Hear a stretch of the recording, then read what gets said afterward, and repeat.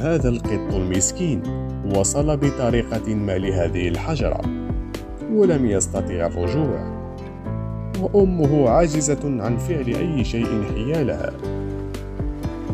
فتطوع هذا الشاب لإنقاذها.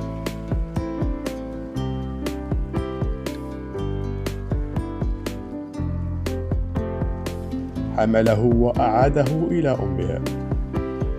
كانت هذه هي ردة فعلها.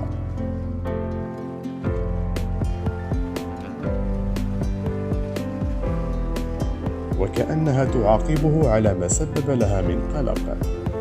سبحان الله، يحدث هذا التصرف مع البشر أيضا، وقد يحدث معكم إن لم تشتركوا معنا في القناة.